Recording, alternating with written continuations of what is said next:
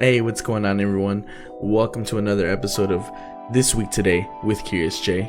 I am your host, CuriousJ. I appreciate y'all being here, whether you're listening to this on the YouTube VOD, Spotify, Apple Music, or wherever it is. I do appreciate you. Before I get into the video, I just want to remind you guys this episode is brought to you by okamianimeclub.com, website where they drop a bunch of anime and gaming related articles, interesting stuff on there. And then we got the Okami Anime Facebook page where they drop a bunch of anime memes that are super relatable, super funny. Go check them out, guys. I know you'll love it.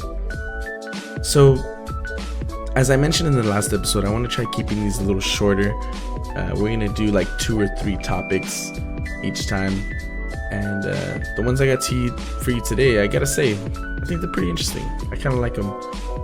So this Thursday, a few days ago, I made a video talking about the Pokemon Direct that came up that morning. It was going to be a Nintendo Direct, but let's just call it a Pokemon Direct. It is what it is. That's all they talked about that day. So something I missed in that episode was the fact that they gave INTELEON a gun. So the Direct had some pretty big announcements, like the fact that Rillaboom, INTELEON, and Cinderace are getting Gigantamax versions of themselves that slightly alter appearance and moveset, which I thought was awesome because you beat the game already and you have this final form in mind, and then they're going to release an expansion pass where they're like, hey, guess what? We're going to take it a step further. This is to go even beyond, to quote Dragon Ball Z. Well, it didn't take long for the internet to notice that INTELEON's Gigantamax form has a rifle and sits in what appears to be a sniper's nest. I'll tell you right now, people were not too happy about it.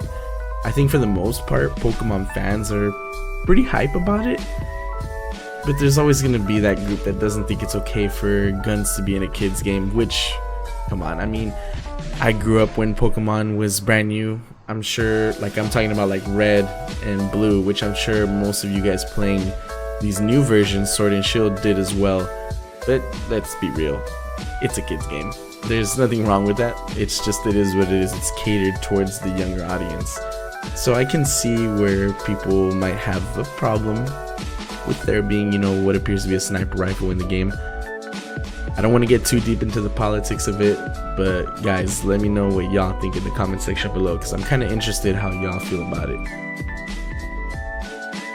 So in other news, Escape from Tarkov blew up on Twitch, which was pretty random if I do say so myself. So for about a 9-day period, Twitch had activated in-game drops for anyone that was currently watching a streamer play that game. The incentive was nice because apparently the drops were so good that it would have normally taken a player months to get the kind of loot just playing through the game normally. So, you know, you watch the streamer, you get this awesome loot, whether you actually use the item or whether you sell it for the in-game currency. It was huge. People were super hype about it. With that in mind, I also want to give a big shout out to Twitch streamer Pestily, who blew up during this time. He literally, like, within that week just blew up, and he's doing really good for himself right now, which is awesome. Apparently he donated a lot of the money that he got, which, props to you, man. It's really cool of you. But there was some questions and concerns that were brought to light in this situation, though. It's believed that some of the viewers that Escape from Tarkov had, not just, you know, specifically his stream, I don't think he had anything to do with it, but in general, all of Escape from Tarkov, that these viewers were actually viewbots. So, I mean, it's kind of tough. To put it in perspective, in the last 2 weeks on Twitch, the hours watched, the average viewers, and the max viewers all went up by 500% of what they were before the drops happened. This is crazy for a game to blow up the way Escape from Tarkov did. And a lot of people are saying, hey man, I mean, it's because of the drops. It makes perfect sense. But I mean, there was plenty of other games that Twitch has done this for. I know one of them was Warframe. I really can't think of the other ones right now, but there's been a few games that had those in-game drops that did not do as well as Escape from Tarkov did. I mean, I'm sure a lot of it was legit, but it's not unreasonable to think that some of it wasn't. From my understanding, there might even be some proof of it, like some names of the people hanging out in chat, like just viewing the game, were like AAA0001, AAA0002, like, you know, kind of your basic bot name. So with that in mind though, it kind of does bring to light the fact that Twitch can't do much to punish people who are using these view bots. Really the only way would be kind of like the same way with an aimbot or any other kind of hack, where you either admit it on stream or you show evidence of it on stream. Say like you close out your game and bam, page in your background where you have the bot running, you know what I mean? It's kind of hard for Twitch to handle all of that on their own. I can see how hard it would be, but it makes you wonder, like, what other games or streamers are using this similar tactic to grow their stream, to grow their game, to grow their channel. Makes you think. So last thing I want to talk about, as you guys know, I always want to talk about some gaming news and some streamer news. So in this week we talk about streamer Jonsf. We'll just call him Jons. So an alleged MS-13 gang member threatened Jons during one of his IRL Twitch streams, which can be pretty scary, guys. So Twitch streamer Jons was walking down the street at night interacting with chat during his IRL stream when someone approaches him. Out of nowhere, a woman starts questioning what he's doing, if he's recording.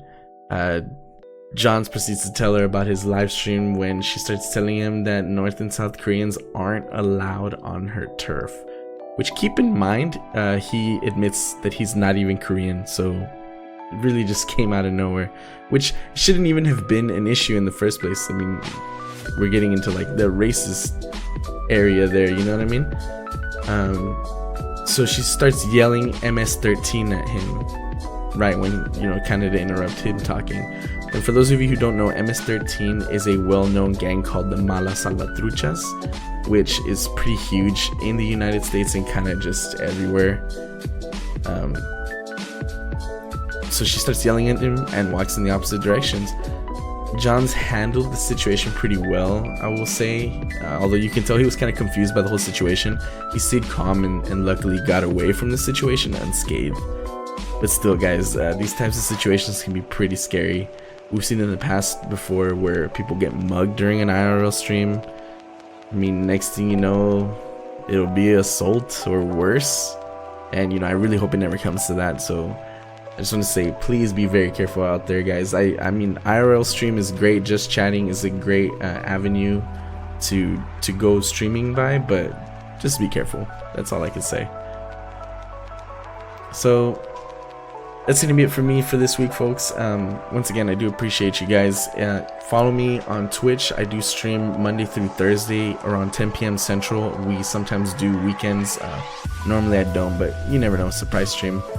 If you like this video and any of the other videos on my channel, please like and subscribe. It really helps me continue to make this content for you guys, which I really love doing. And yeah, that's gonna be it, guys. Appreciate you guys tuning in. Remember, stay curious, take it easy. Peace.